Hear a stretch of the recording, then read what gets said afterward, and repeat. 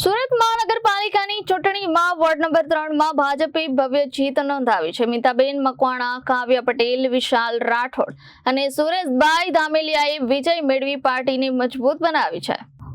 Ward number 3માં ભાજપના ઉમેદવારોનો શાનદાર વિજય થયો છે। મીતાબેન મકવાણા, કાવ્યા પટેલ, વિશાલ રાઠોડ અને સુરેશભાઈ ધામેલિયાએ જીત મેળવી છે।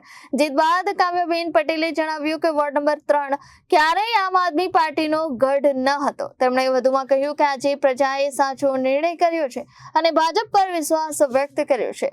કાવ્યાબેને જણાવ્યું કે લોકોના કામો સારી રીતે કરી શકે તેવી અમારી ઈચ્છા છે અને વિકાસના કામોને વધુ ગતિ આપવામાં આવશે। આપના ગઢમાં ભાજપનું કામ પડે છે, શું કહેશો? એ આપનો ગઢ જ નહોતો, કારણ કે ખોટું બોલીને જનતાને ગુમરાહ કરી અને નેટ એકદમ કોઈ કામ કર્યા નહોતા। એટલે આ વખતે વરાછાવાસીઓને ખબર પડી ગઈ હતી અને સમગ્ર વરાછાવાસીઓ નક્કી કરી લીધું હતું કે આ વખતે આપણે વરાછામાં ભગવો લહેરાવવાનો છે।